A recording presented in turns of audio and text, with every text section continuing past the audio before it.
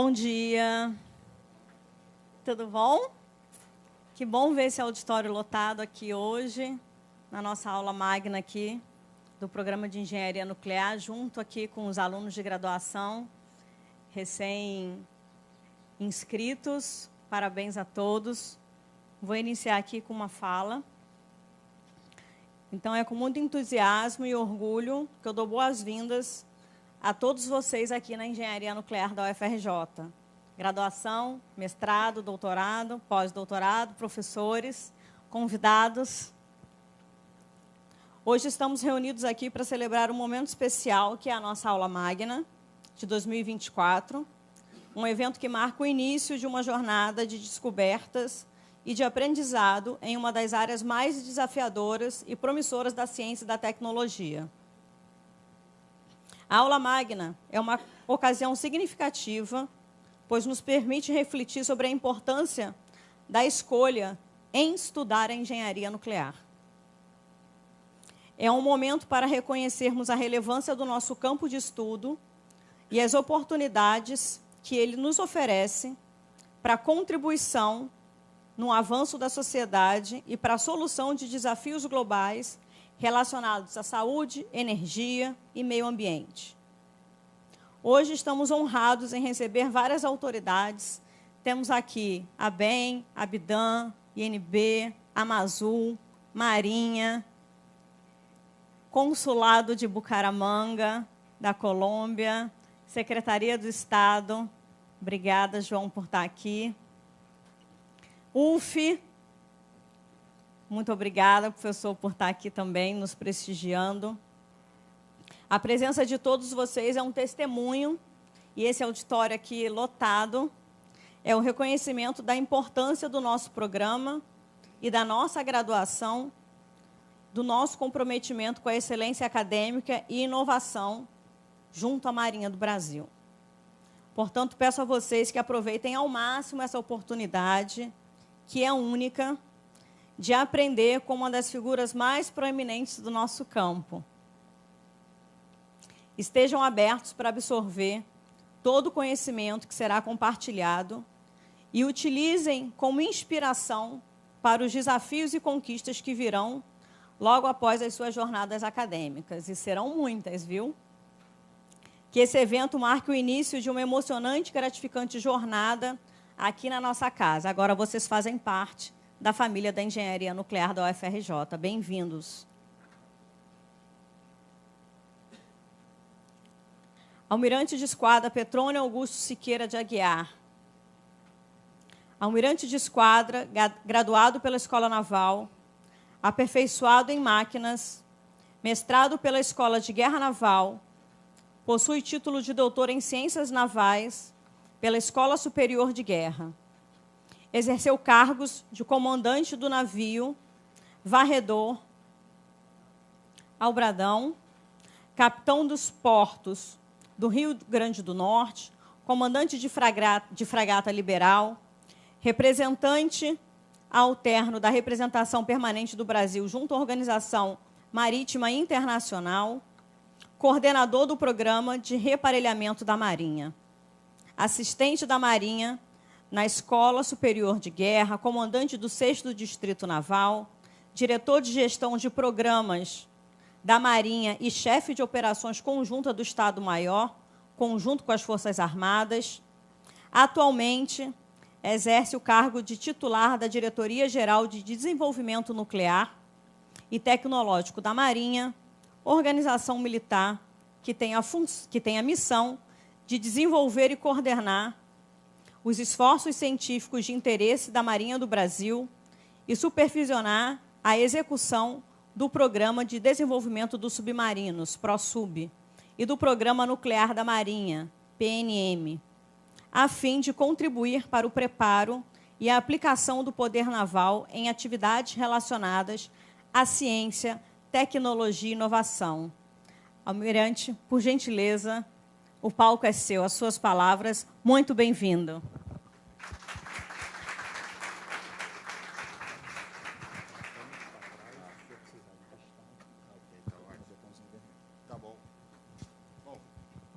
Bom dia em primeiro lugar, às alunas e os alunos, que, na realidade, é o meu maior foco de atenção nessa minha breve apresentação que farei.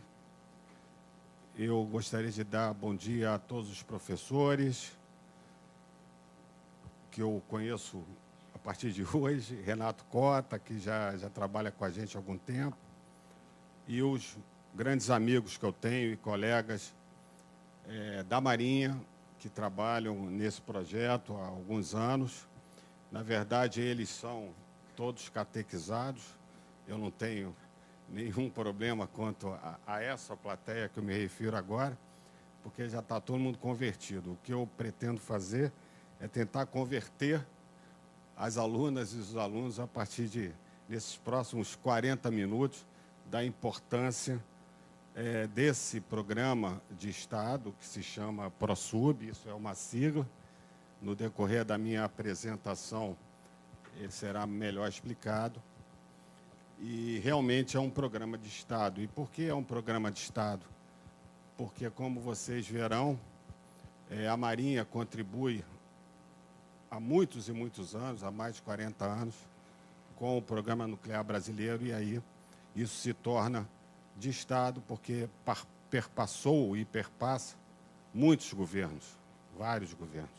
Então, por isso que a gente faz questão de explicar e espero que todos reconheçam que isso é um programa realmente de Estado, do Estado brasileiro, e a importância que ele tem para várias áreas de atuação. Bom, para isso eu pretendo seguir esse breve roteiro. Eu primeiro gostaria de aproveitar a oportunidade, tive essa ideia, de apresentar alguns poucos slides sobre o Sistema Naval de Ciência, Tecnologia e Inovação, porque todos perceberão que quando a gente fala de um submarino nuclear, a gente está falando de desenvolvimento tecnológico, puramente desenvolvimento tecnológico. Depois eu vou explicar um pouquinho a participação da Marinha do Brasil no Programa Nuclear Brasileiro. E aí sim, vamos ao principal objeto, que é o Programa de Desenvolvimento de Submarinos, ou seja, o ProSub, e, finalmente, umas considerações finais. Bom, a Marinha ela possui um setor específico para fazer ciência, tecnologia e inovação. Esse setor ele está centrado nessa diretoria, a Diretoria-Geral de Desenvolvimento Nuclear e Tecnológico da Marinha. Ela está hospedada em São Paulo, na cidade de São Paulo, dentro do campus da USP, em qual eu tenho a grata satisfação de ainda ser o diretor-geral. Esta diretoria, então, ela possui 3 organismos centrais ou diretamente subordinados. O primeiro é o Centro Tecnológico da Marinha em São Paulo. E esse Centro Tecnológico da Marinha em São Paulo tem 5 suborganismos, vamos dizer assim, subordinados a ele, tá? E todos eles voltados para desenvolvimento tecnológico na área nuclear.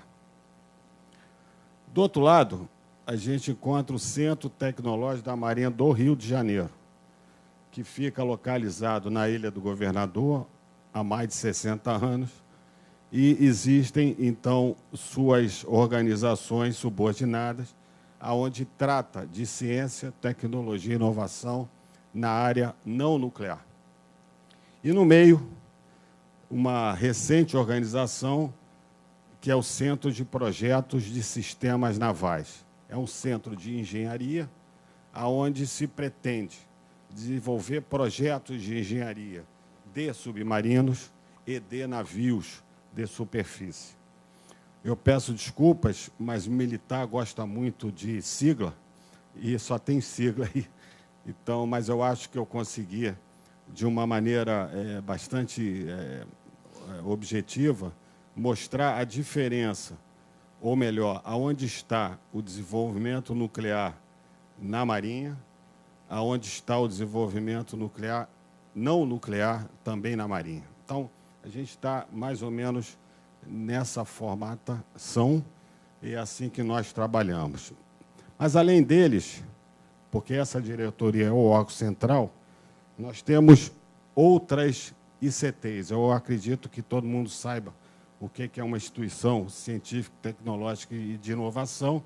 Então, o que está só em azul, eu acabei de mostrar, são instituições, são ICTs que são subordinados diretamente a essa diretoria, e as que estão em azul e vermelho não são diretamente subordinadas, mas nós temos uma coordenação técnica em relação a elas, e a gente aqui trata da área da saúde, por exemplo, da área das ciências marinhas, da área da própria Escola de Guerra Naval, né, que é um ambiente muito acadêmico, e também do Corpo de Fuzileiros Navais, com as suas pesquisas naquela área de interesse. O restante aqui eu acabei de mostrar na transparência anterior. Bom, hoje, só uma notícia, nós temos aqui 7 áreas de interesse e nós temos 70 projetos de ciência, tecnologia e inovação em desenvolvimento. Tá, essa é a maior notícia que eu gostaria de apresentar nesse slide. E vocês podem ver aqui que nós temos, na área que nós chamamos de nuclear e energia, 5 grandes projetos, são pequenos projetos, mas são projetos muito grandes. O número é pequeno, mas eles são muito grandes, como alguns deles vocês perceberão nessa minha apresentação. E também aqui tem uma área interessante, que é a plataforma, e plataforma para a gente é qualquer meio, né, naval que opere, naturalmente, para a Marinha, e aqui está incluído também o nosso submarino. Bom, para a gente desenvolver isso, hoje, nós contamos com quase 360 doutoras, doutores, mestras, mestres, e a gente acha que esse número é muito pouco. Nós realmente precisamos aumentar isso. E isso eu gostaria que ficasse uma mensagem para vocês todos, porque a Marinha precisa muito de aumentar este número de 360 com relação a mestres e doutores. Então, espero que vocês reflitam e, no futuro, possam procurar, se assim se interessar, a Marinha. Bom, e aí, dito isso, essa configuração é onde a gente vem trabalhando há algum tempo, né, no Programa Nuclear Brasileiro. E eu vou contar para vocês rapidinho quem é essa figura aqui. Esse senhor é o almirante Álvaro Alberto. Ele, naturalmente, já faleceu. Ele é o patrono da ciência, tecnologia e inovação da Marinha. E ele foi uma pessoa simplesmente visionária. Ele, já na década de 40, ele já via a importância da energia nuclear para o país. E ele lutou bastante. Ele era um pesquisador, um professor, e com uma capacidade de inter-relação extremamente grande. Foi ele que, por exemplo, criou o CNPq, foi ele que representou, em primeiro momento, o Brasil, ainda na ONU, ainda não existia a Agência Internacional de Energia Atômica, e foi ele que conseguiu convencer o governo, ou os governos daquela época, que o Brasil teria que ter ultracentrífugas. E ele tentou comprar essas ultracentrífugas, aliás, comprou, ainda na década de 40, logo depois da Segunda Guerra Mundial, mas os livros contam que essas ultracentrífugas não chegaram ao país, só chegaram depois de 10 anos, porque houve problemas de licença de exportação. Essas ultracentrífugas foram compradas na Alemanha, e, como eu falei, tinha acabado a Segunda Guerra, e os Estados Unidos, então, barraram essa compra. e depois de 10 anos ou mais, então chegaram as primeiras ultracentrífugas no Brasil, de uma tecnologia que hoje ela não é a que nós usamos, mas elas foram as primeiras e foi Álvaro Alberto que conseguiu isso, além de outras coisas. Os anos se passam e, entre 50 e 80, vários governos entenderam a importância da energia nuclear no país e esse início desse desenvolvimento ocorreu com uma política nuclear bem estabelecida, aonde se previa e se tinha recursos não só financeiros, mas como, mais importante, recursos humanos. E alguns deles podem estar aqui sentados, não na época de 50 e 60, porque não era tão velho, mas Renato Cota não é tão velho assim, mas eu sei que ele já trabalhou aqui no início dos anos 80, como um jovem. Provavelmente o governo ou o Estado enviou ele para estudar no exterior, ele se formou e voltou e fazia parte desse grande programa. Até que, na década de 80, nós desenvolvemos um primeiro reator de pesquisa brasileiro junto com a USP. Quando eu falo nós, não é nós, Marinha, é o Brasil. Volto a dizer, naquela época tinha uma grande quantidade de pesquisadores bem formados na área de energia nuclear e, na minha opinião, pelo que eu li, pelo que eu aprendi, a Marinha teve a capacidade de tentar coordenar isso, principalmente junto ao IPEM. E aí começam a aparecer os resultados. O primeiro foi esse reator. Esse reator ele ainda existe, né? Ele está lá no IPEM, né? É um reator hoje usado mais para instrumento de ensino, né? Mas ele foi muito importante nesse desenvolvimento da área nuclear brasileira. Ainda na década de 80, então, o Brasil domina o ciclo de enriquecimento do urânio. Daqui a pouco eu falo um pouquinho disso. E a usina de Angra 1 começa a ser pensada e construída, e na década de 90 vem a usina de Angra 2, mas o Brasil ratifica, então, o Tratado de Não Proliferação de Artefatos Nucleares, ou seja, não proliferação de material nuclear. E o Brasil diz assim: nós não teremos artefatos nucleares nesse país. Isso foi dito para o mundo e é assim que hoje nós estamos na mesma situação.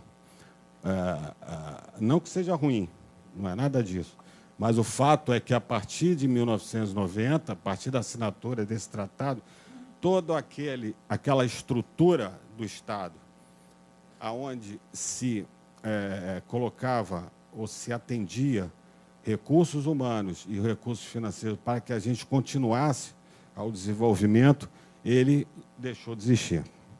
Até que, em 2008, o atual presidente do Brasil, o presidente Lula, percebe a importância e assina um acordo de Estado com a França para a área de defesa, que é o tal do ProSub.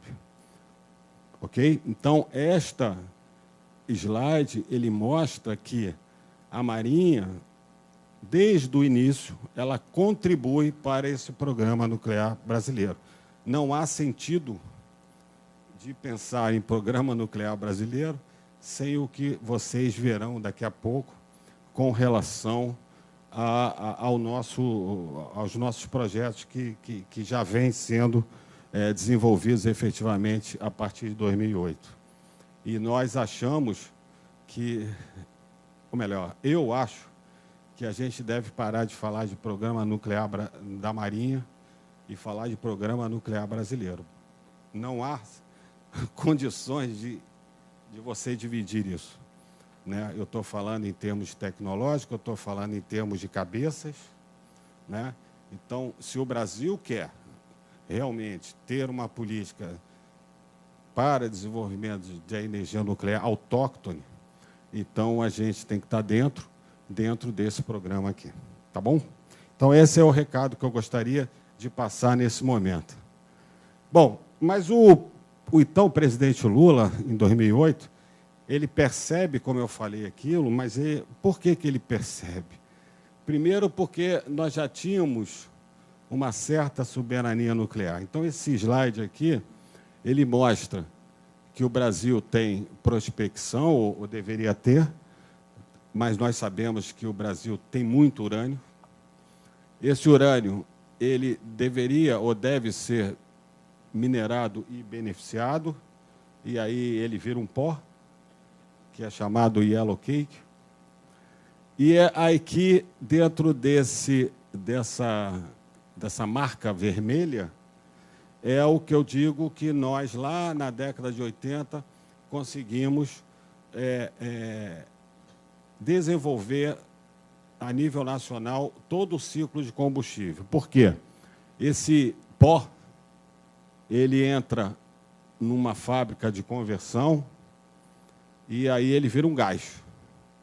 Ele vira um gás. Esse gás tem que entrar para ser enriquecido na planta de enriquecimento. Isso aqui são várias ultracentrífugas, que são ultracentrífugas desenvolvidas por brasileiros numa tecnologia que ninguém tem. Bom, depois que ele é enriquecido, ele tem que ser reconvertido, ou seja, aquele gás que está rico, o urânio rico, ele vira reconversão, ele vira uma pastilha pretinha.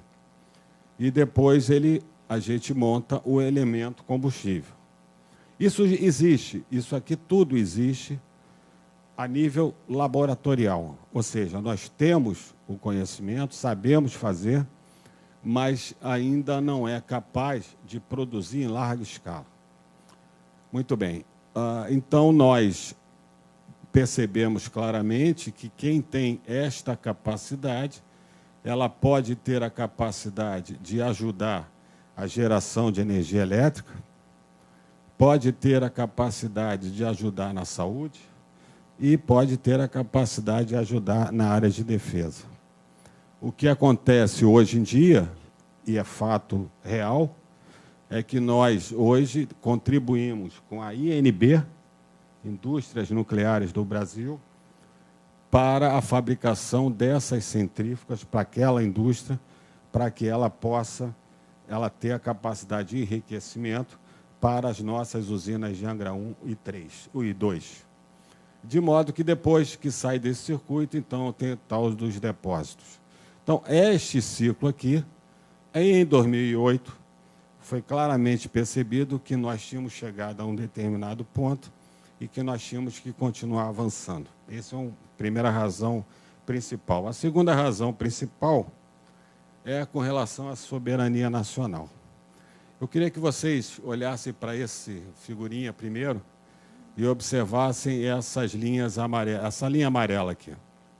Essa linha amarela é o entorno estratégico de interesse do país. Não fomos nós que inventamos isso. Tá?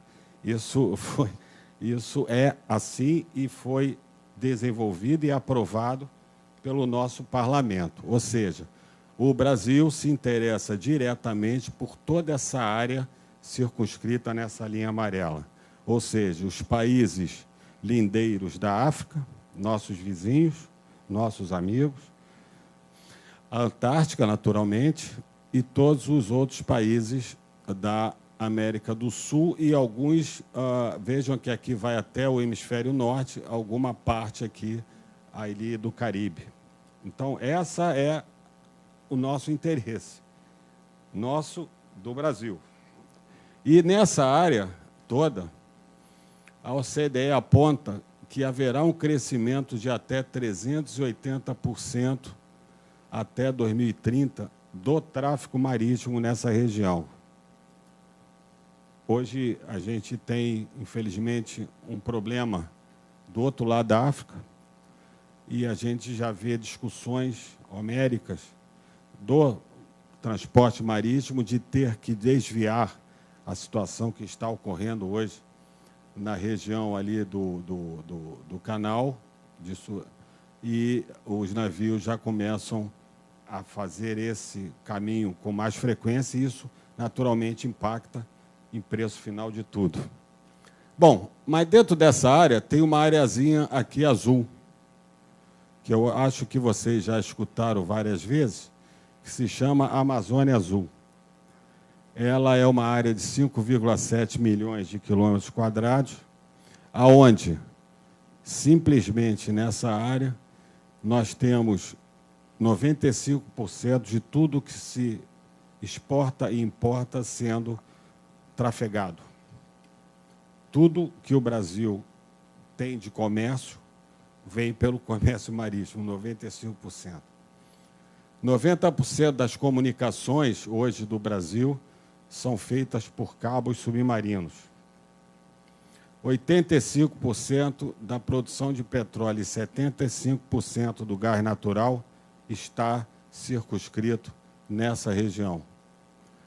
10% já do tráfego marítimo mundial se faz nesta área azulzinha. Além de ter recursos minerais e biodiversidade incalculáveis ainda. Então, essa é a importância de nós termos uma força naval ou uma instituição do Estado que seja capaz de proteger e de defender se for necessário. Além disso, um PROSUB, como eu estou falando, o dia que esse país tiver um submarino nuclear, o patamar geopolítico desse país, do nosso país, ele vai subir astronomicamente.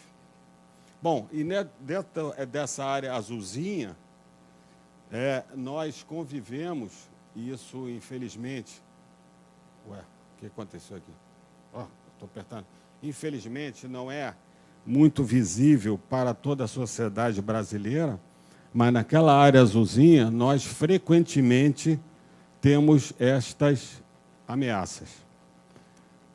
Uma que chamou muito a atenção com relação à questão ambiental foi o crime, talvez tenha 2 a 3 anos, do óleo chegando nas nossas praias. Isso foi muito comentado na época. Então, isso é uma questão ambiental muito séria. Nós temos acessos ilegais, a biopirataria, a fauna e a flora, disputa por recursos naturais, pesca ilegal, isso é quase que diário. Pirataria, como eu falei, terrorismo e crime organizado também, que normalmente a gente consegue ouvir nas notícias, principalmente com navios mercantes atracados em vários portos. De modo que essas duas questões que eu trago aqui, me parece que foi fundamental para aquele acordo assinado pelo nosso presidente Lula naquela época. Bom, e aí nós vamos falar um pouquinho do PROSUB. O PROSUB é um programa, onde ele, naturalmente, possui 3 projetos extremamente interligados.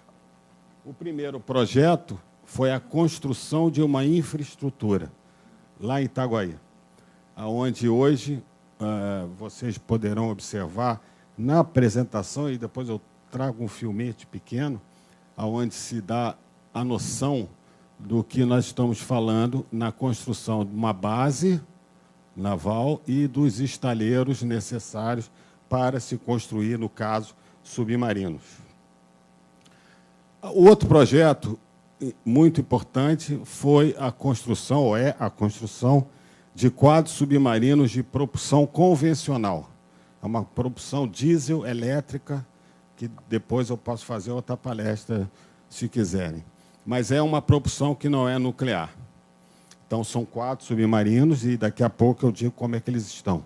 E, finalmente, o nosso principal objetivo, tudo isso foi construído, ou está sendo construído, para que o Brasil tenha um submarino com propulsão nuclear armado convencionalmente. Ou seja, não há arma nuclear nesse submarino, apenas a propulsão dele. Então, este é o objetivo central, onde nós estamos muito perto de iniciar a efetiva construção. Bom, aqui então é Itaguaí, tá? Isso aqui é uma visão uma visão aérea, onde eu penso que dá uma ideia. Aqui é a Rio Santos. Isso aqui é a cidade de Itaguaí. Muito bem, aqui tem uma entrada, uma estrada, aonde dá acesso, na realidade, ou sempre deu, ao porto de Itaguaí. E depois de 2008, então, ele dá acesso à nossa base naval e os estaleiros de construção. Essa distância desse... Aqui tem um estaleiro, aqui do lado tem a Nuclep. Então, essa distância entre esta área até a área principal, aqui tem um túnel, tem mais ou menos 4 quilômetros. Então, eu coloquei essa imagem para que vocês tenham uma ideia do local. Isso fica no caminho de Angra dos Reis. Bom, mas eu gostaria de mostrar um pouquinho só dessa nossa primeira área, que é o estaleiro de construção, o estaleiro de estruturas, onde começa, na realidade, a construção de um submarino.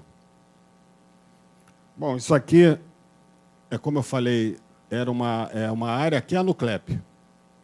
A Nuclep está aqui há muitos anos. E em 2010, a gente tinha esta configuração do terreno, e 15 anos depois, nós temos esta configuração. Aqui é a Nuclep, de novo. Então, essa proximidade, vocês vão entender que é importante, porque é aqui que começa, na verdade, a construção de um casco do submarino, e aqui, então, vem para esse estaleiro, que a gente chama de estaleiro de estruturas. Então, aqui nessa região, seguramente já está tudo construído, nós estamos há alguns anos com tudo pronto, e ela opera normalmente. Bom, aí aqui dentro daquele prédio, daquele estaleiro mais alto, nós recebemos essa estrutura da Nuclep, a gente chama isso de casco reforçado, mas ela está vazia, ela está oca. E aqui dentro, então, concessões. Para isso se presta esse estaleiro aqui. Essa foto era onde nós tínhamos muita atividade no início da construção daqueles 4 primeiros submarinos. Depois das seções estarem relativamente prontas, elas devem sair daqui, passar pelo túnel e vem aqui para os estaleiros. A base naval está do outro lado. Então, aqui então, é uma visão de 2010. Só tinha isso aqui. E, se vocês puderem perceber, a nossa mata continua intacta e nós aterramos toda essa parte. Essa parte que está aqui, ela é mais ou menos aqui assim. Era. Isso tudo agora virou o Complexo Naval de Itaguaí, onde do lado direito nós temos estaleiro de construção e um estaleiro de manutenção, e do lado esquerdo a base naval que eu vou mostrar daqui a pouco. Essa grande obra foi uma obra realmente espetacular. Nós ainda não terminamos, vocês vão ver, tá? Mas já está completamente operacional há muitos anos. Bom, aí aquelas seçõezinhas do submarino, elas andam e elas vão aqui para dentro desse grande estaleiro aqui, desse prédio enorme. Tá? Aqui dentro é que as seções são unidas, os sistemas são integrados, e depois que o submarino está pronto, ele caminha até este elevador aqui, que é um elevador de navios. Ou seja, ele sobe, desce e coloca o submarino dentro d'água. A receber e poder operá-lo normalmente. Então, essa aqui é uma visão da parte da direita, como eu falei, da parte de todos os estaleiros. Do outro lado, no lado esquerdo, nós estamos aqui com a base naval praticamente concluída, até o processo ou a fase que nós assim decidimos. Tá? Vocês podem ver aqui essa foto mostra 3 submarinos aqui, 2 já novos e operativos, faz parte do ProSub, e esse aqui é o outro submarino, um submarino que a Marinha tem, chamado Ticuna. Mas não só de submarinos isso aqui vive. Nós também atracamos nossos navios assim que sempre que necessário. Então essa base ela está realmente operacional e tem vida, tem vida. Bom, e isso então eu termino aqui o primeiro projeto, que é aquela história da infraestrutura, base, estaleiro, etc. O segundo projeto é a construção dos submarinos, e é o que interessa. E eu trago sempre, quando posso, nessas minhas apresentações, esse slide, que não é nosso, é de um organismo americano, onde ele mostra, de uma forma prática, a complexidade e a progressão geométrica de complexidade de se fazer um submarino, seja ele um submarino convencional, seja ele um submarino nuclear, a propulsão nuclear. Então, rapidamente, fazer um Boeing, a gente, segundo eles, nós precisamos de 50 mil homens-horas, 103 mil componentes e 254 toneladas que pesa um avião desse. Mas quando a gente vem para um submarino, que é esse aqui a gente não tem e nem terá, porque nós não pretendemos ter armas balísticas nucleares, e sim propulsão nuclear. Então, nós acabamos aqui. Quando a gente simplesmente faz essa comparação de 50 mil homens-hora, vai para 8 milhões. De 103 mil componentes, vai para 950 mil, e de 250 toneladas, vai para 6.700, 6.900. O nosso submarino, esse nuclear, ele tem esses números aqui planejados. Então, isso aqui só mostra a complexidade de quando a gente fala de construir um submarino. Bom, e como está essa construção, né? Como eu já falei mais ou menos, 2 submarinos, o Riachuelo e o Maitá, nós já recebemos, nós operamos normalmente esses 2 submarinos, e agora nós estamos em vias de receber os outros 2 últimos, que é o submarino toneleiro, daqui a uma semana e poucos dias, dia 27, ele será lançado ao mar, numa cerimônia lá em Itaguaí, onde contaremos com a presença dos 2 presidentes, o presidente Lula e o presidente Macron. Então, ele será lançado, como eu falei, semana que vem, e nós temos aí 1 ano. Ele é lançado e entra em provas de mar, como todos os outros, faz parte da estratégia de construção, e a gente recebe ele no início do ano de 25. E o último, então, será lançado no início de 25, para que a gente possa operar em 26. Então, a gente está falando aí de 2 anos, só 2 anos, né, para terminar o segundo projeto. E isso que me leva à questão do submarino nuclear, porque 2 anos, quando todo mundo aqui já tem idade suficiente para saber que 2 anos voa. Voa muito rápido. Tá? De modo que a gente vem aqui falar um pouquinho sobre a propulsão nuclear. E isso eu quero reafirmar para essa audiência que esse é o objetivo principal de todo esse ProSub, e que a busca pela construção e manutenção de um primeiro submarino com propulsão nuclear seguramente é o maior desenvolvimento de ciência, tecnologia e inovação do setor nuclear nacional nos dias de hoje. A gente escuta e contribui muito sempre que nós somos chamados para falar sobre usinas, para falar sobre reator multipropósito brasileiro, mas ninguém está falando de ciência e tecnologia. Mas aqui, o reator é brasileiro. Então, por isso que eu afirmo, sem medo de errar, que é o maior desenvolvimento de CIT do setor nuclear nacional nos dias de hoje. Nos dias de hoje. E, para isso, a gente precisa de mão de obra qualificada. A gente precisa de força de trabalho que estudou. E vocês, hoje, começam exatamente nessa área. Então, a gente coloca para vocês, de uma maneira bastante franca, que nós precisamos da UFRJ, a gente precisa de várias outras universidades que saiam cabeças competentes e que se interessem em se juntar a esse desenvolvimento, porque ele não vai parar. Ele não para, ele é eterno. Tá?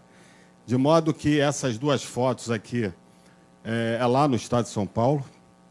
Aqui é o centro, a portaria do Centro Industrial Nuclear, lá de Aramá, que nós chamamos, mas numa cidade chamada Iperó, do lado de Sorocaba.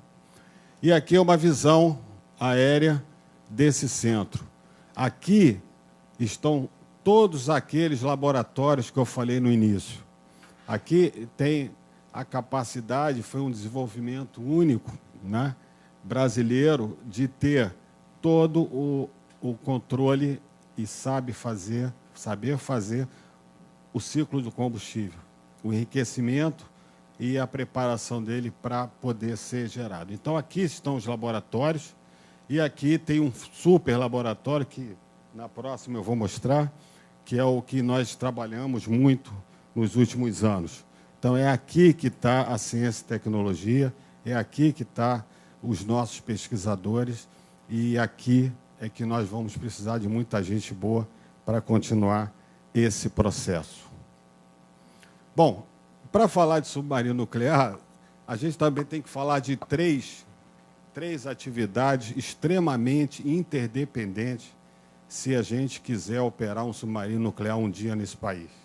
A primeira é esse laboratório de teste de construção, de teste de propulsão. Esse laboratório, que fica dentro daquele centro, que eu acabei de mostrar a foto, tá? Ele é, eu chamo isso aqui, isso é uma usina nuclear, pequenininha, que produz uma potência muito pequena, não tem nenhuma intenção de gerar nenhum tipo de energia elétrica, mas sim de energia para a propulsão nuclear.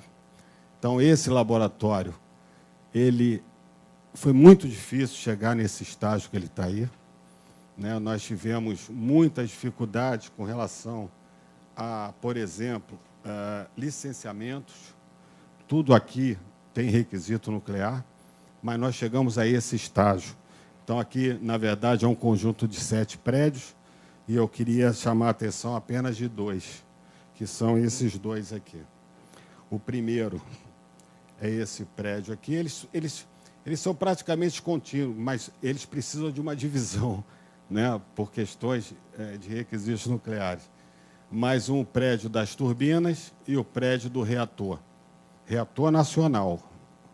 Reator nacional.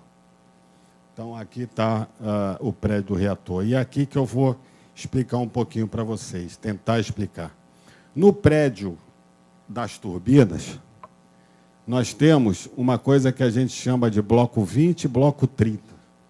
Nada mais é, aqui não tem nenhum mistério, porque são tecnologias conhecidas há mais de 50 anos. Né? Por exemplo, um freio dinamômetro, uma multiplicadora, um motor elétrico principal. Isso não há tecnologia brasileira aqui. Uma turbina, bombas. Então, esses 2 conjuntos de blocos, eles estão aqui dentro, ó, dentro desse invólucro.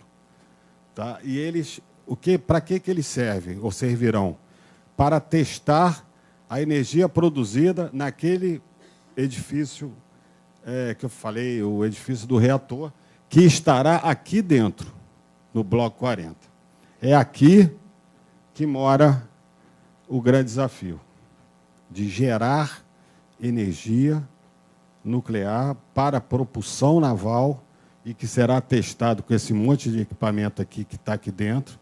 Aqui nós estamos nesta fase aqui, de montar eletromecanicamente todas as peças dentro desse bloco 40, inclusive o reator. Então, alguém está perguntando, mas cadê o reator? O reator está pronto, está lá no centro, lá em Iperó. Então, nós temos que agora, a fase é de montagem. Aqui tem algumas fotos. Ó. Aqui é o vaso de pressão. Aqui é o reator. Tá? Aqui é o gerador de vapor, turbos, geradores, enfim, pressurizador. Aqui as bombas já foram compradas, então a gente está nesse ponto. E é aqui que gera a energia. É aqui, é nesse ponto. Aqui tem a foto que eu já falei do bloco 20 e 30. E aqui, só para terem uma ideia, que já não está mais nesse estágio há muito tempo, isso aqui é só a metade inferior do tal bloco 40. Na verdade, quando ele é fechado, nós temos a circunferência exata do futuro submarino. Então, esta planta está sendo montada e, se tudo der certo, ela passa para o submarino como ela está. Não essa, nós estamos construindo a outra. Essa aqui é de teste, mas é muito idêntica. Então, essa é o grande trabalho hoje em dia, trabalho fundamental para que a gente tenha esse submarino. A segunda atividade fundamental para se ter um submarino nuclear, obviamente, que é um projeto de engenharia que nós já estamos na fase de detalhamento. Então, nós temos aqui todo o detalhamento desse submarino e temos o grande desafio, que é essa seção C aqui, onde ocupará a nossa planta nuclear, né? E aonde estará o reator. E a integração disso tudo aqui. Então, nós estamos numa fase adiantada e inclusive, já, no nosso ponto de vista, já dá condições para que a gente possa assinar ou discutir um contrato e efetivamente iniciar a construção. Aqui são exemplos de peças. Isso aqui é o vaso de pressão desse futuro submarino. Essas bombas já estão disponíveis, as válvulas principais, enfim, algumas peças para se montar naquela seção C que eu falei, lá da planta nuclear. E o terceiro, bom, aqui eu não posso deixar de esquecer, não posso deixar de falar, ainda sobre a parte de engenharia. Para que a gente faça qualquer submarino, a gente precisa primeiro fazer uma sessão de qualificação, ou seja, você pega um pedaço do submarino, ou seja, nós pegamos o pior pedaço, assim foi uma decisão, que é aquela seção onde vai ficar a planta nuclear, e em outubro, então, nós tivemos a grata satisfação de iniciar o corte da primeira chapa dessa seção, né? E isso mostra, seguramente, a nossa vontade de evoluir e construir esse submarino o mais rápido possível, porque só faltam 2 anos para acabar os submarinos convencionais. De modo que essa pequena cerimônia foi feita lá, naturalmente, em Itaguaí, com a empresa que é construtora, né? E a gente, o que busca isso? Processos, qualificar em termos de processos, tanto a empresa construtora como sua força de trabalho. Isso é uma coisa normal que acontece, e nós temos aí mais 2 anos, 2 anos e meio, para acabar essa questão e qualificar principalmente os nossos soldadores, porque são muito especiais. Tá bom?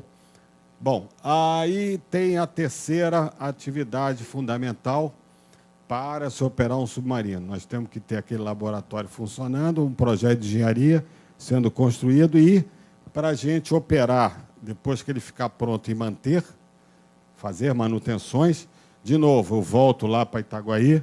Aqui é a parte dos estaleiros. Essa foto é bem antiga, vocês veem que aqui não tinha nada, aqui é a parte da base naval. E aqui no meio, que hoje ainda está aterrado, nós teremos que construir cais para esse submarino, que são cais com requisitos nucleares, tudo isso aqui tem requisito nuclear. Nós temos a construção de 2 diques e de um prédio principal, que seria o prédio que teria o maior objetivo de troca de combustível daquele submarino. Mais ou menos essa figura aqui é um trabalho conceitual, mas é isso que a gente busca. O cais, são 3, e 2 diques, um que seria descoberto, esse aqui coberto, e aqui no meio um prédio responsável pela troca do combustível quando necessário.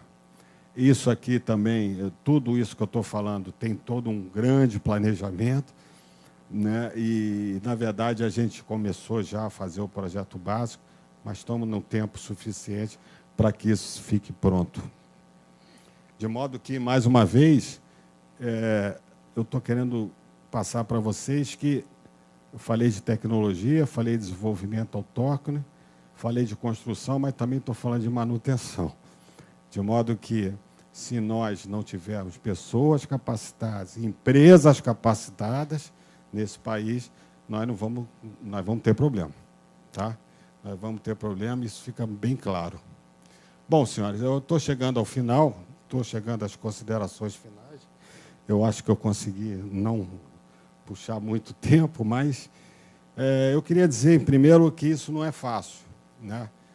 Vocês imaginem as dificuldades que nós enfrentamos com relação a recursos financeiros, recursos humanos, né, negativas de licença de exportação pelos países que não se interessam em passar nenhum tipo de tecnologia e, às vezes, nem de equipamento para vender, né? Então, há toda uma complexidade que não é fácil, mas, como nós somos teimosos, nós vamos fazer submarino e os 15 anos mostram aonde a gente já chegou. Mas, de qualquer maneira, nem tudo é negativo. Todo esse processo ele traz algumas externalidades muito positivas para o país. Nós chegamos a ter 24 mil empregos diretos e 40 mil indiretos. Hoje, eu confesso que está um pouco mais baixo. Nós capacitamos níveis técnicos superior e mais do que superior, centenas de pessoas, centenas de empresas, porque aqui se envolveram muitas empresas e ainda estão envolvidas, muito delas. E nesses 15 anos nós envolvemos 18, o número é 18 universidades e instituições de ensino. Então, a gente não faz isso sozinho. A gente tem que fazer com brasileiros capazes e que se interessam e que acreditam nesse processo todo que eu estou mostrando aqui. Então, essas são algumas externalidades positivas. E não tenho dúvida, né, e a história mostra, que qualquer desenvolvimento, qualquer desenvolvimento tecnológico, seja lá na área nuclear ou não nuclear, ela tem arrasto tecnológico. Está todo mundo aí com o telefone na mão, né? Então, esse é um bom exemplo, tá bom? De modo que a gente, na área nuclear, a gente vem, já há algum tempo, nos apresentando às pessoas que têm poder de decisão, quando se fala de energia nuclear fora da área de defesa, e nós estamos nos colocando à total disposição de continuar contribuindo para o programa nuclear brasileiro. E aqui apenas são 3 exemplos. Na saúde humana, com esse reator multipropósito brasileiro, que vem sendo falado há anos, né? Nós temos interesse não só de contribuir, mas também porque nós sabemos que no futuro a gente vai ter como pesquisar e a gente vai ter como evoluir no que a gente já aprendeu. Na área da energética e hídrica, naturalmente, existem projetos. Renato Cota é um dos responsáveis por um deles, que é essa questão da dessalinização de água salgada, que é possível fazer. Nós estamos num momento no mundo, e aqui no Brasil, falando de transição energética, nós estamos falando de descarbonização, né? Então, essa é uma discussão que está muito em voga no mundo e aqui no Brasil, de modo que a gente acha que todo esse sistema que eu apresentei, ele pode realmente ser muito contributivo, pode ajudar muito, e nós gostaríamos de contribuir para isso tudo, porque nós estamos à disposição, nós entendemos que nós não podemos perder todo esse desenvolvimento que já foi feito, né? Não é possível que se perca, e evoluir. E, para isso, mais uma vez, a gente precisa de força de trabalho e força de cabeça muito bem preparada. Bom, era isso que eu queria falar no momento. Eu ia pedir à professora, aliás, já pedi antes, eu acho que a gente vai ter uma fasezinha de perguntas. Eu me coloco à disposição inteiramente de todos vocês. Eu peço que não tenham nenhum tipo de timidez em fazer qualquer tipo de pergunta, porque eu não serei tímido de dizer que não sei. Se eu não sei e vou procurar saber. Mas então eu acho que ajuda muito a troca de informações nesse período de perguntas. Eu fico à disposição quando a nossa professora assim desejar. Muito obrigado.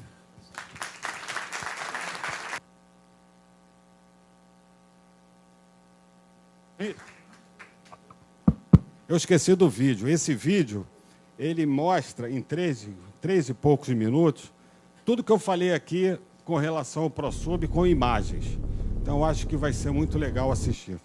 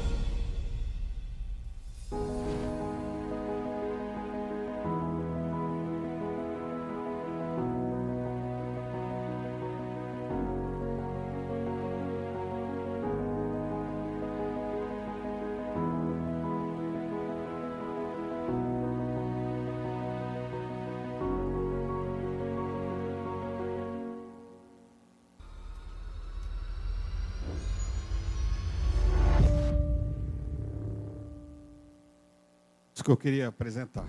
Obrigado.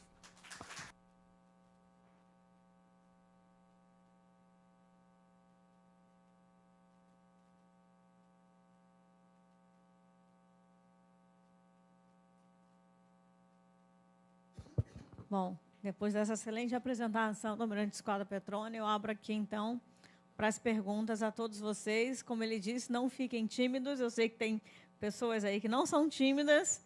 Então, vamos lá, vamos fazer as perguntas que ele está aqui para respondê-las. Por favor. Primeiro.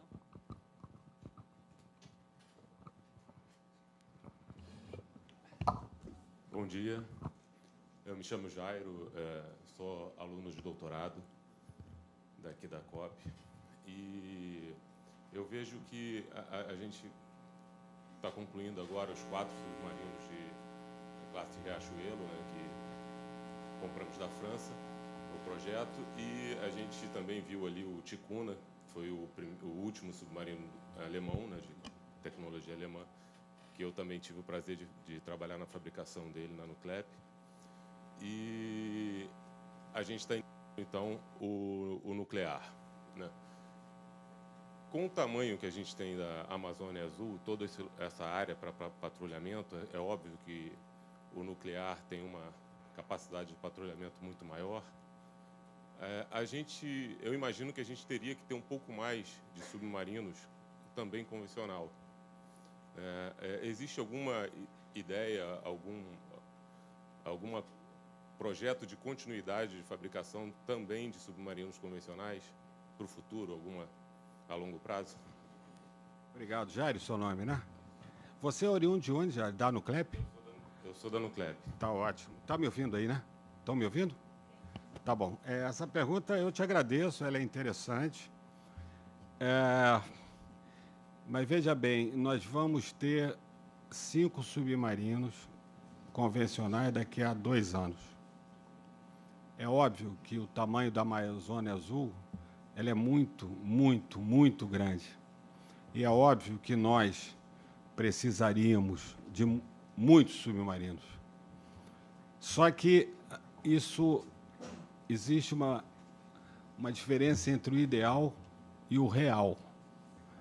A gente trabalha sempre para alcançar o ideal, mas o ideal, na minha opinião, não existe. O que a gente consegue é o real.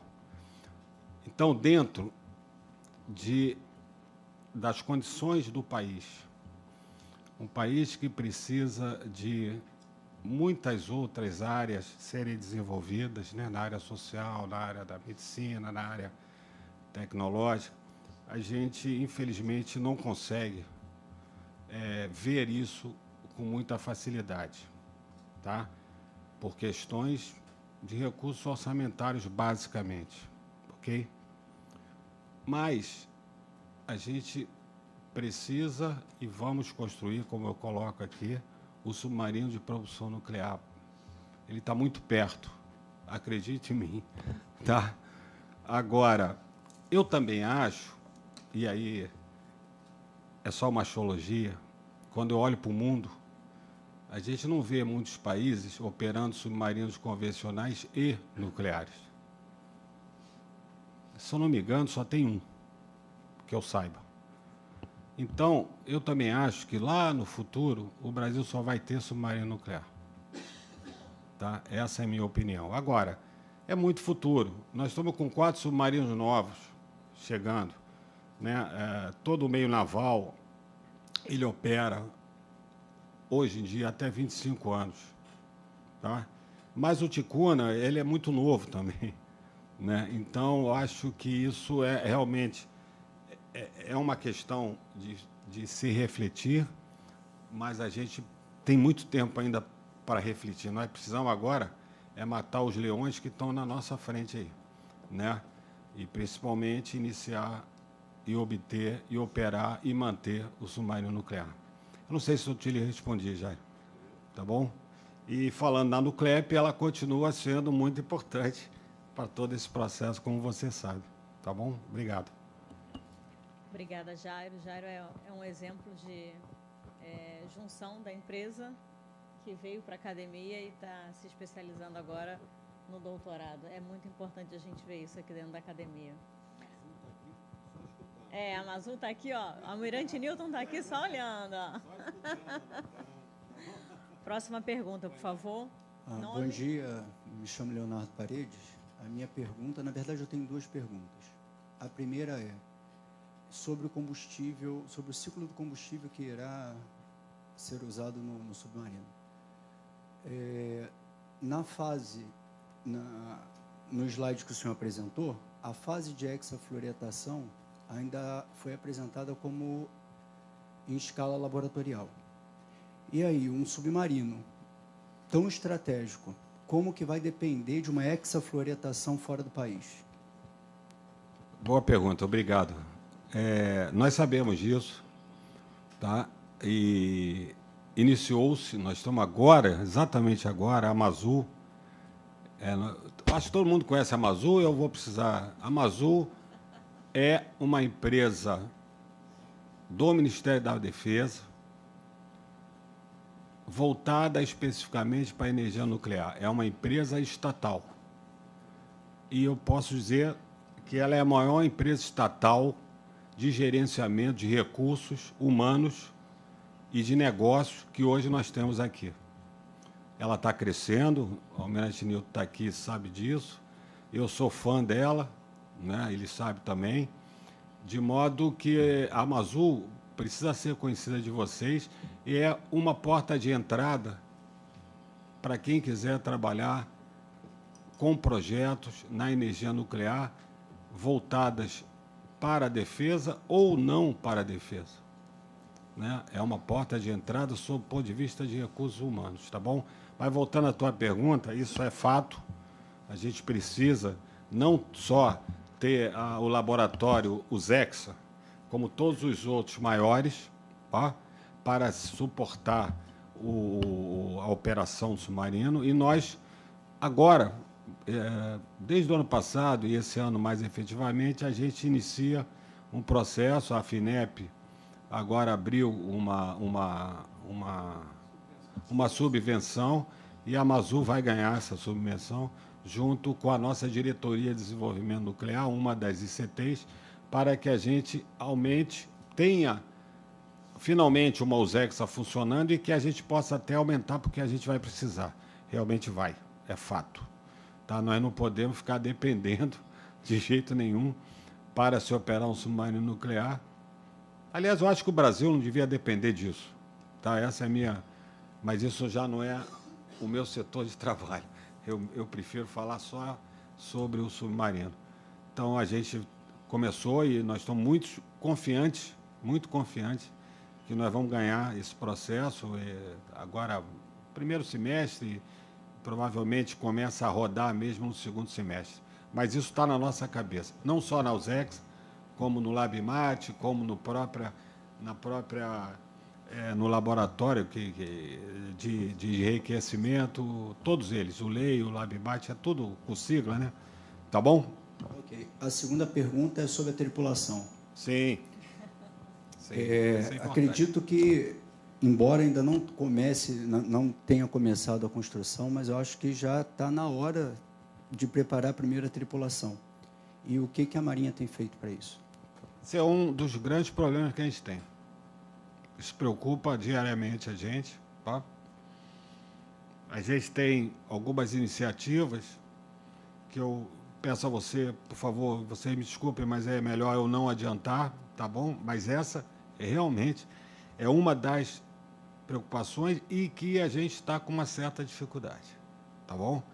Certa dificuldade, embora a gente tenha uma parceria estratégica, como todo mundo sabe, com a França, mas estamos tentando clarear mais essa situação, tá?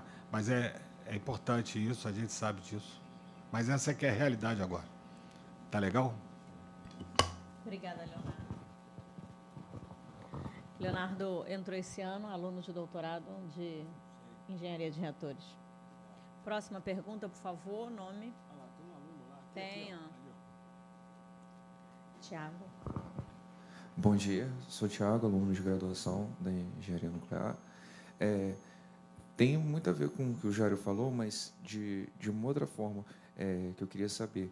Se a Marinha pensa no futuro da gente ter um porta-aviões com propulsão nuclear, pelo fato de que a gente é um país que já teve Minas Gerais, que já teve São Paulo como porta-aviões, que foi fundamental e estratégico, inclusive numa questão contra a França, lá com Charles de Gaulle, quando eles tentaram tomar nosso território por causa da Guerra da Lagosta. E a Marinha do Brasil deu aula, deu super bem e conseguiu, com êxito, vencer essa Guerra da Lagosta, que todo mundo sabe nos livros de história.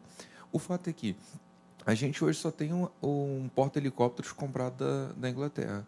Pelo tamanho da Amazônia Azul, pelo tamanho da Marinha do Brasil, pelo histórico dela, eu acho que se faz mais do que necessário a gente ter um porta-aviões, e principalmente propulsão nuclear, porque aqui nessa universidade gera recursos humanos para que possa fazer isso, e também a Marinha tem um grande papel, óbvio, né, fundamental nisso, e como se a Marinha pensa em um dia da gente sair desse multipropósito do porta-helicópteros comprado na Inglaterra e fazer a partir do que a gente tem de ideia de construção de reator para propulsão nuclear, reator naval. Se a gente consegue fazer um porta-aviões e utilizando, inclusive, o estaleiro de Itaguaí, se isso já está na ideia da Marinha, eu nem penso nisso, nunca nem viro isso. Agradeço, Tiago. Eu acho que você anda lendo algumas notícias que saíram por esses dias agora. E como eu sou uma pessoa muito franca, quando eu li aquela notícia, eu achei que o cara tinha... A pessoa que escreveu... Eu acho que ele tinha comido cocaína, nem cheirado, ele está louco. Ficou doidão. É óbvio que a Marinha, e o comandante da Marinha vem dizendo isso aos quatro cantos, nós nos ressentimos de meios navais para cumprir a nossa tarefa. Isso tem sido dito quase que semanalmente. Então, o Estado precisa entender isso, né? E é lógico que a gente trabalha em questões de estudos avançados, estratégicos, para ver o futuro da Marinha no sentido de poder cumprir a sua missão, mais nada que isso.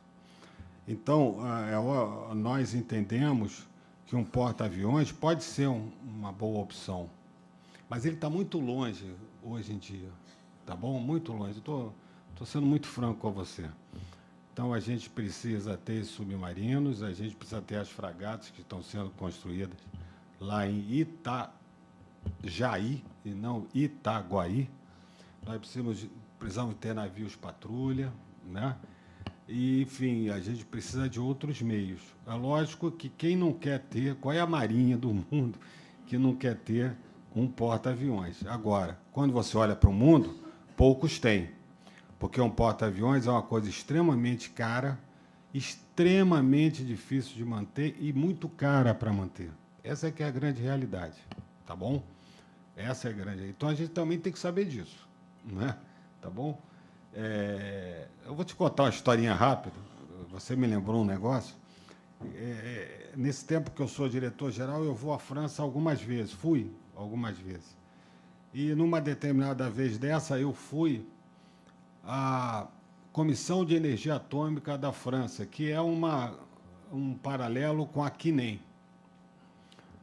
E lá eu tive uma palestra onde eles mostravam, e essa, um pouquinho diferente da CNEM, talvez, não sei se é lá essa CEA, Comissão de Energia, o que ela faz ali, basicamente, é desenvolvimento da questão nuclear.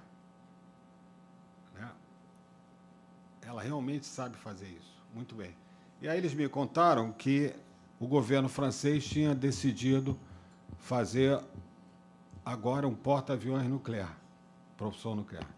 Aí acho que fui eu que perguntei se a Marinha queria um porta-aviões nuclear. E a resposta foi clara. A Marinha não quer um porta-aviões com propulsão nuclear. Ela quer um porta-aviões com propulsão elétrica ou convencional. Mas a questão do Estado francês é outra. É que nós não podemos perder a mão e continuar desenvolvendo a energia nuclear para isso. Olha que coisa linda. Então, entende o que eu estou falando? Então, essa é a questão. E eu saí dali e fiquei refletindo algum tempo. A Marinha quer um porta-aviões, mas para isso a gente precisa ter suporte real, porque senão ele vai ficar atracado e isso não tem sentido. Tem que operar. Tá bom, Tiago? Eu não sei se eu te respondi, tá? Eu queria saber de outra coisa.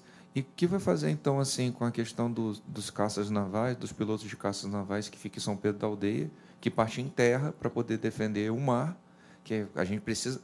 A diferença nossa da França e de qualquer outro país é que a nossa Amazônia Azul é uma área, como o senhor mostrou, que nenhum outro país do mundo tem. Fato. Não, ninguém tem essa dimensão de território naval igual o Brasil. Nem os Estados Unidos, ninguém. A China, nada. Tem a Rússia, mas é a parte polar, a Ártica, e ali não, já é uma outra questão mais complexa, já envolve mais o Polo Norte. E como foi definido, que eu não sabia, você mostrou, a área de interesse nosso, que pega as Antilhas holandesas, ali no Caribe, vai nos países da África, na África do Sul, pegando a Antártida e tal, e quer dizer, então aumentou mais ainda sobre essa questão, porque terrorismo, pirataria, tudo, e da nossa proteção. E a gente não tendo caças para poder operar, tipo caças navais, no caso, né? A gente tem os Gripens e tal, a gente teria como, e pelo que eu vi também, pelo tamanho do navio porta-helicópteros, no máximo ele consegue fazer só porta-helicóptero mesmo. Não tem nem como transformar ali para tentar fazer uma... que não dá. Seria fundamental. O que vai acontecer? Será que vai acabar os pilotos de caças navais? Vai deixar de existir essa categoria, pelo fato de não ser um projeto tão pensado para fazer o porta-aviões, no caso? Tá vendo? Você já tem a resposta. Né? Infelizmente, é um problema que a gente vive, a gente mantém a qualificação desses pilotos, operando de terra, no mar, né? Mas, se nada mudar, a tendência, meu amigo, é acabar. Ou comprar uma nova aeronave para ficar voando de terra. Também pode, tá bom? Mas como eu estou indo para a reserva daqui a 3 semanas, os novos almirantes de esquadra vão resolver isso aí. Obrigada, Tiago. Obrigada, Almirante. A gente tem aqui nossos alunos bem antenados aqui nas notícias, né? Muito bem. Próxima pergunta, por favor. Bom dia, meu nome é Renato, sou aluno da graduação.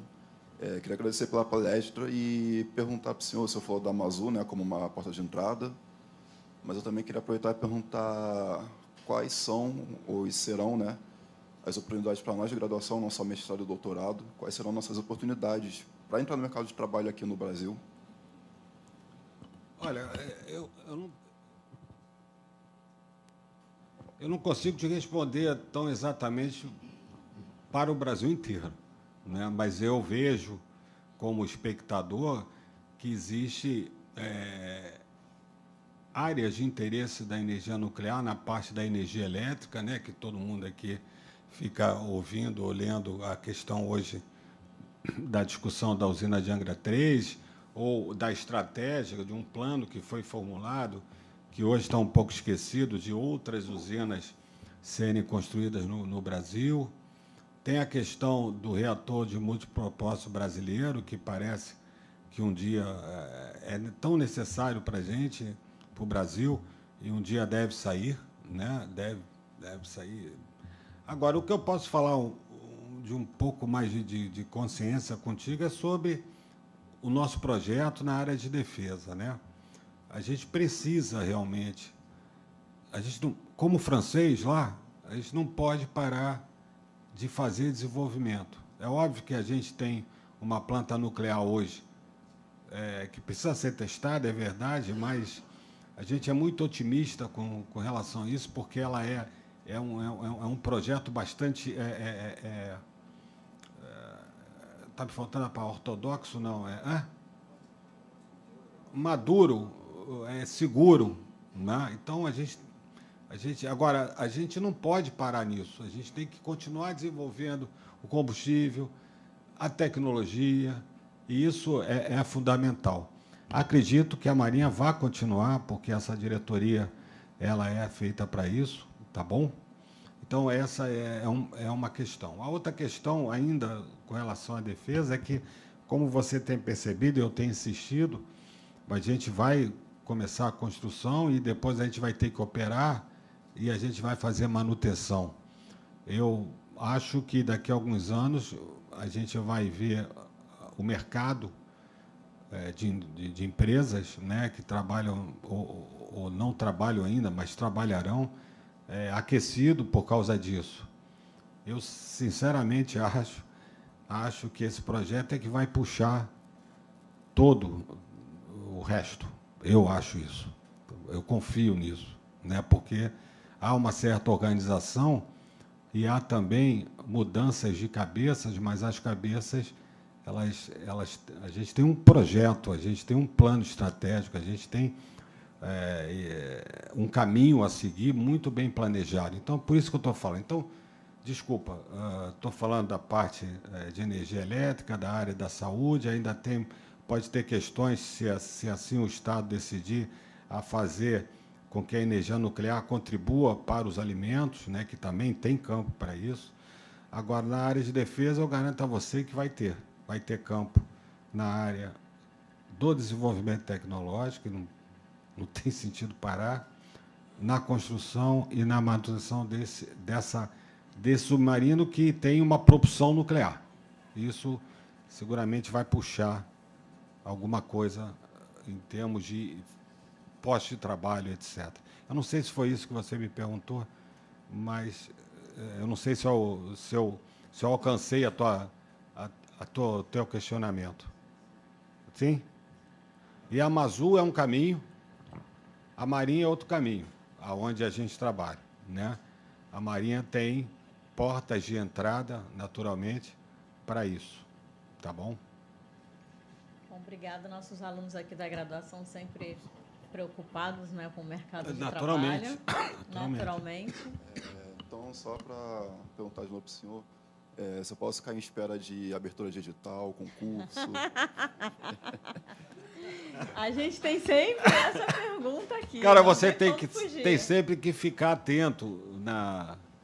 Tem uma página oficial da Marinha onde tem fala de concursos, etc. Tá? E a Amazul.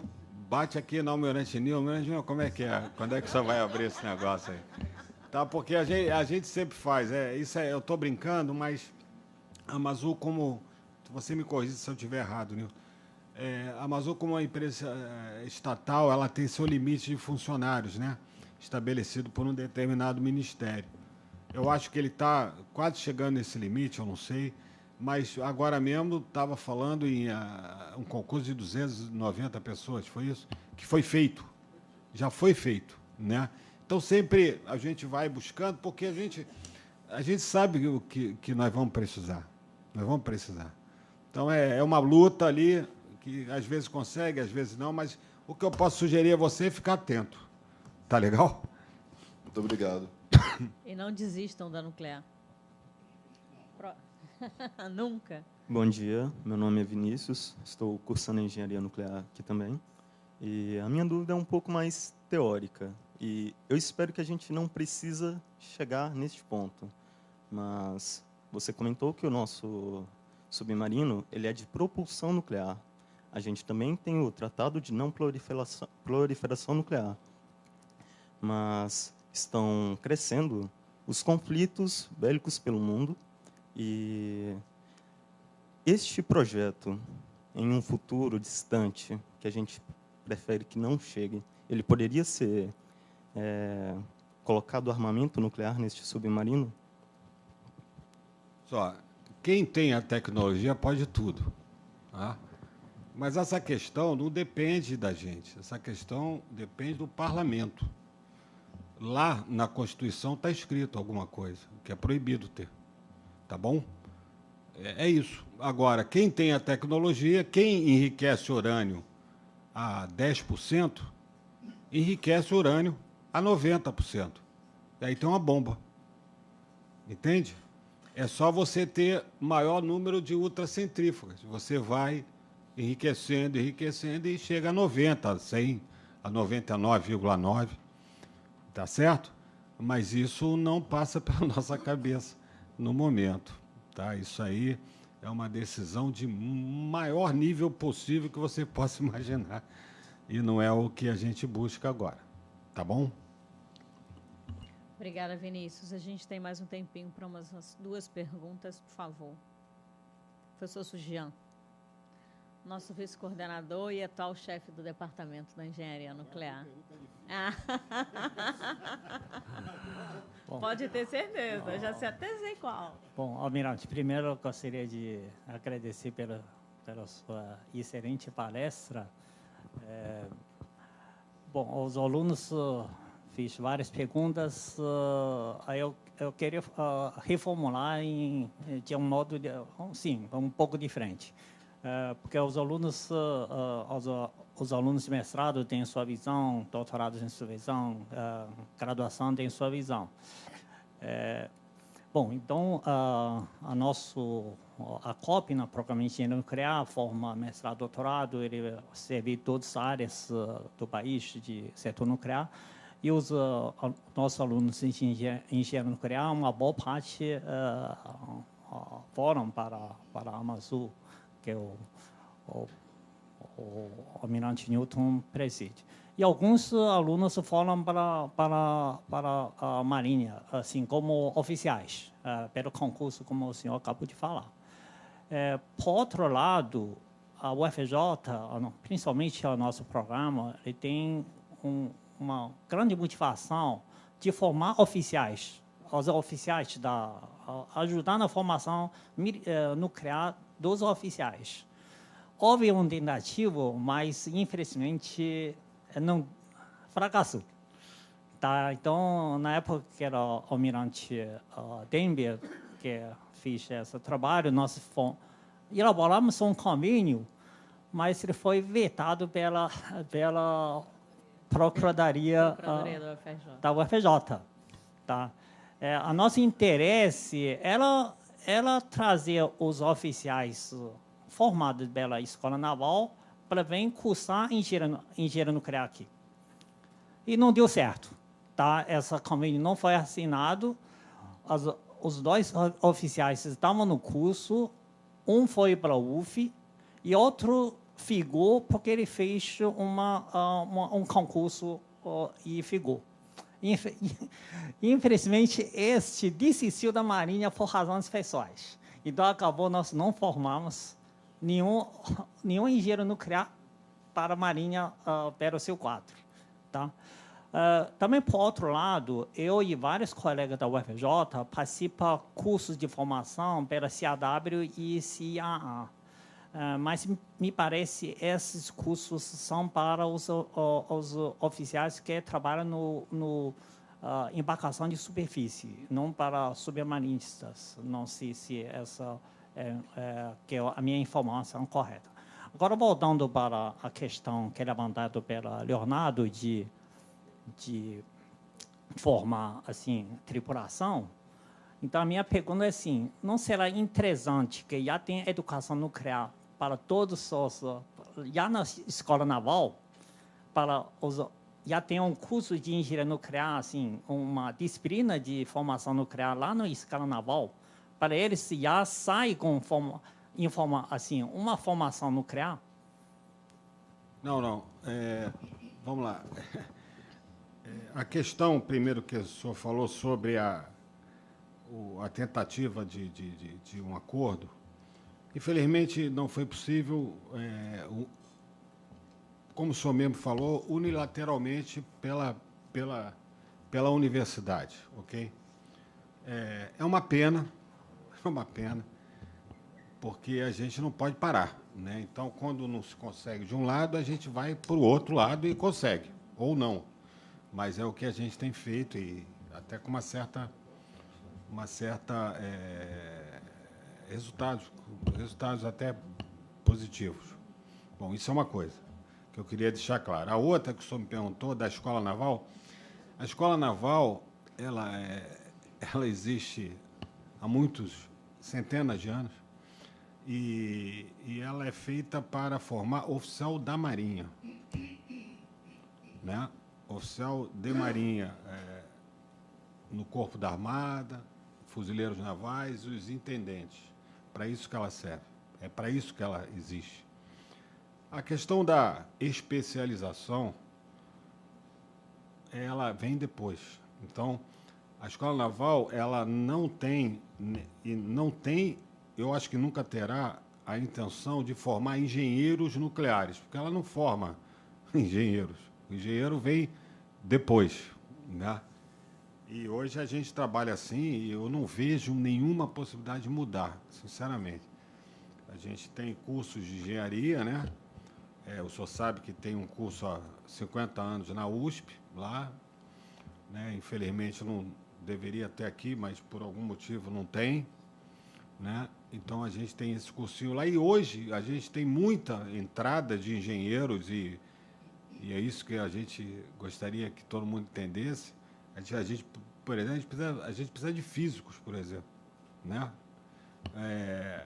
De outras entradas, como o senhor bateu aí na trave de CIAW, né? Porque eles estão se graduando em engenharia nuclear, ok? Perfeito. Quando se formar, vira engenheiro, ok? E é uma porta de entrada disso, é a Marinha, vai virar oficial, sem ter feito escola naval, esquece isso, tá? Porque vocês decidiram ser engenheiros nucleares e não oficial de Marinha, certo? Vocês decidiram isso.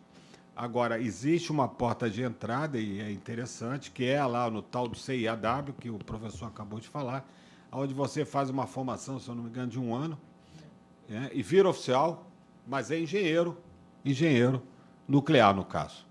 Como tem economista, como tem bibliotecária, como tem várias profissões que a Marinha não forma, e não é para formar mesmo, né? E consegue arregimentar do próprio mercado acadêmico essas profissões que a gente precisa. Então, eu não sei se eu lhe respondi, mas na Escola Naval eu não penso nisso. Não, eu acho que eu não coloco bem correto, assim, preciso. Como assim, porque todos esses engenheiros que entram na Marinha, eles não serão tripulantes, sim. Não serão comandantes oficiais do submarino de propulsão nuclear. Então, por exemplo, nos Estados Unidos ele tem Naval Grad School, onde ele passa os oficiais. Então, qual seria assim uma estrutura de formação da parte da Marinha para formar os oficiais que futuramente serão comandantes assim, oficiais? Sim, sim. Entendi. Sim. Os submarinistas da Marinha, e aqui pelo menos eu tenho um aqui, 2, Bueno e Debe, né? Eles fazem um curso de 1 ano, no caso, ainda existe, para virar oficial submarinista. Tá bom? Aí ele vira submarinista. Não é na Escola Naval, é depois. Naturalmente, isso vem de encontro com a pergunta que ele me fez sobre a formação das futuras tripulações submarinas, que é outra, não é em 1 ano só. Tem que ser bem maior do que 1 ano, né? E isso é uma preocupação que a gente tem, como eu tinha explicado aqui. A gente imagina que tem que ter cursos especiais para... Aí não é só oficial, não. Para submarinistas que trabalharão em um submarino nuclear. É muito mais do que oficial. São todos, tá? A gente tem, na verdade, lá também, lá em Aramá, lá em Peró, a gente já tem um centro onde se prepara pessoas para operar um reator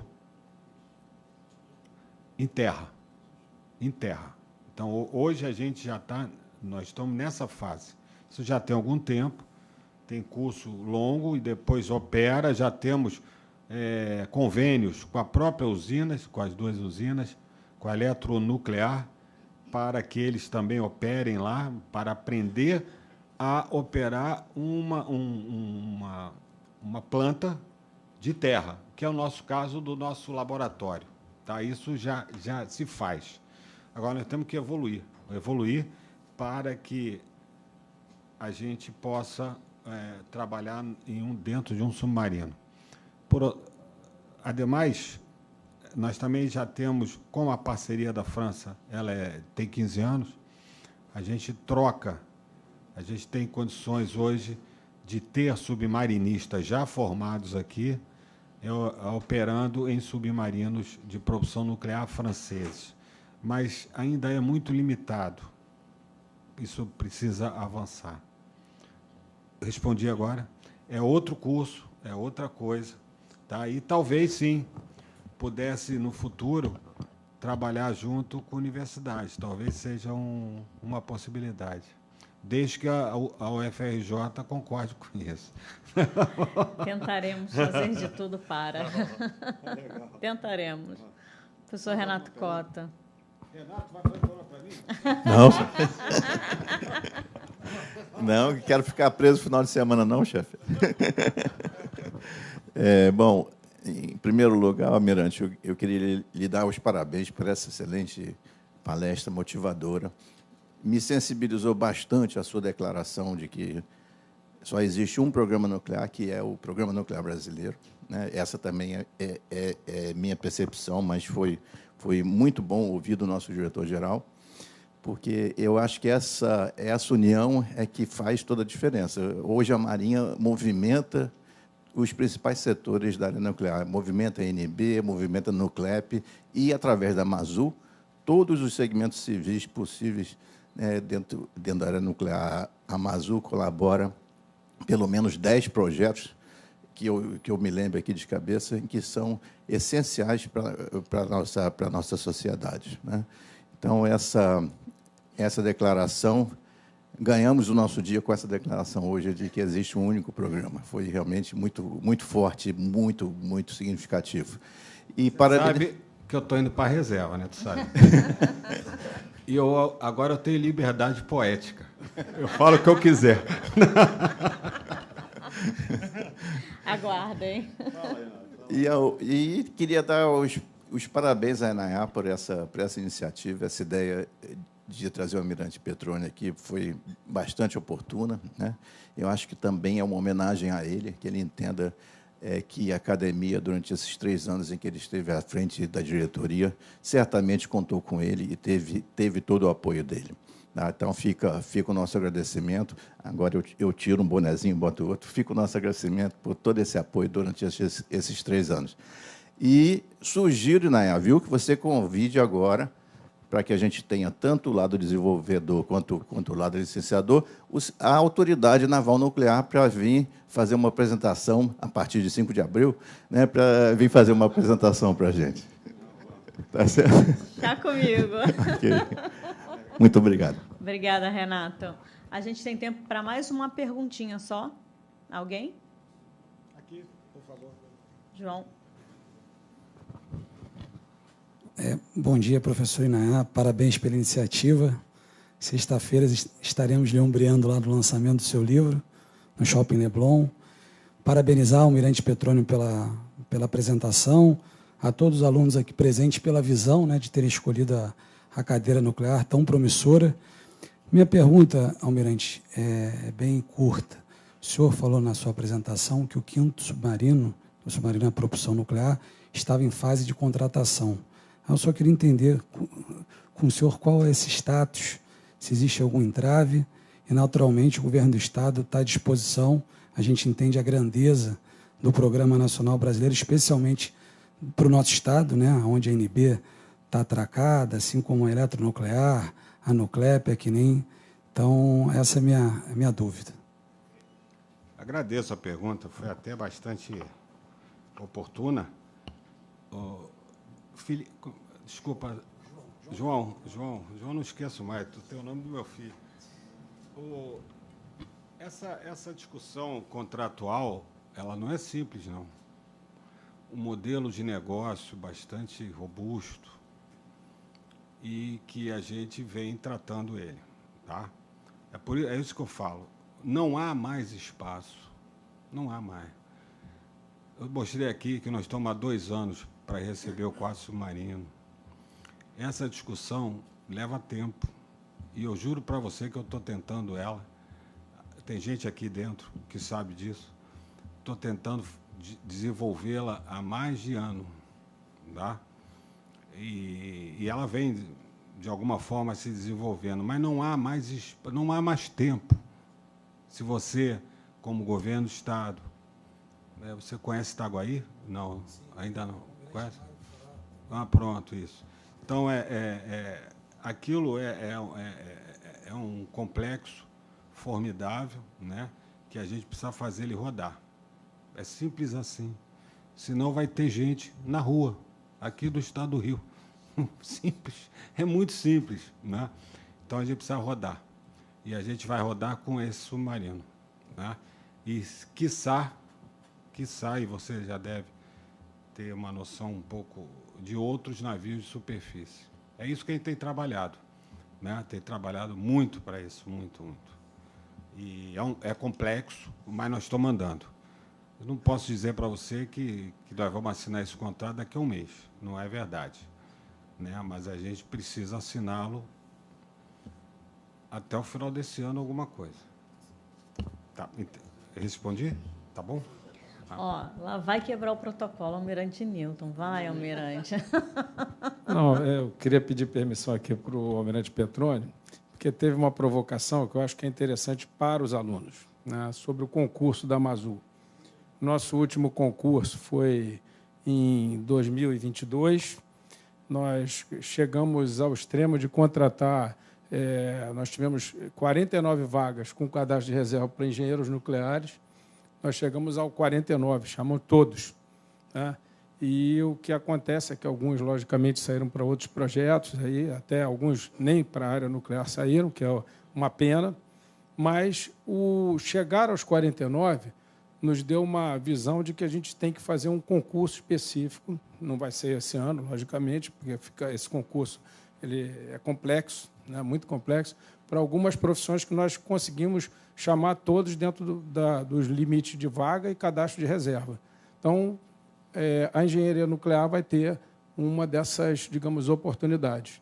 Assim que nós pudermos fazer um novo concurso, tivemos a disponibilidade financeira, orçamentária, e tivemos um aval aí da parte jurídica, nós vamos tentar iniciar um novo processo de concurso para a área nuclear. E só lembrando, nós temos hoje mais de 42%, né, dos engenheiros formados pelo Fundão contratados pela Amazul. E nós precisamos chegar a mais. Os projetos que tem a Marinha e o Programa Nuclear Brasileiro como um todo estão crescendo, e muito. E eu diria que vamos precisar de muita gente capacitada. Aí segue o desafio. Obrigado. Obrigada, Almirante Newton. Eu dou por encerrada agora a fala de vocês e o debate. Gostaria muito de agradecer a esse auditório lotado. Eu acho que o tema é muito oportuno, como o professor Renato falou, é uma pequena homenagem que a gente faz ao Almirante de Esquadra Petrônio, que está saindo agora da diretoria, mas não vai muito longe, não, vai ficar pertinho, e a gente vai continuar a nossa interação. Então, muito obrigada a todos os alunos que estão aqui, de graduação, pós-graduação, professores aqui da COP, a diretoria da COP, em nome da diretora Wanda, que está representando a diretoria da COP, todas as autoridades aqui presentes. Eu não vou nomear todos, porque vocês todos estão aqui, me confirmaram. Eu estou muito, muito feliz de ver cada rostinho aqui de vocês, porque é muito feliz e enriquecedor para os alunos verem a importância do ProSub, a importância da Marinha, a importância da Amazul e a importância do Programa Nuclear Brasileiro.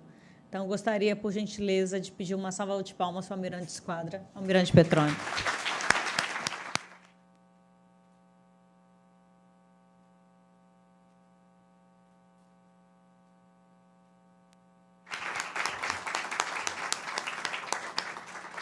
Eu queria apenas...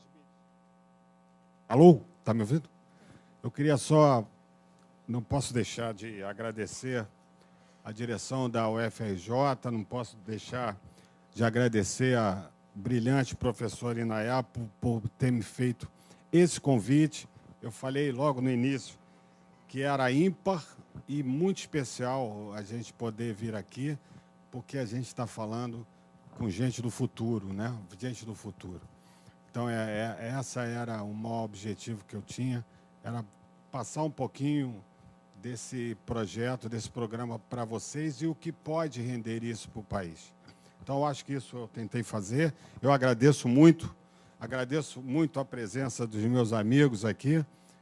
Como já se falou, eu estou indo realmente me aposentando, né? Isso faz parte. A Marinha, vou fazer um pouquinho a propaganda da Marinha, né? Para não. Marinha é uma instituição organizada. Bota isso na cabeça de vocês. Eu tenho 47 anos na ativa, que eu entrei para a Marinha. Tem gente aqui que está comigo, né? A gente nos conheceu há 47 anos, há 40 e tantos anos. Então, a gente sabe que essa instituição ela é organizada. E se ela é organizada, ela tem condições de tocar seus projetos de uma maneira real e não ideal, né?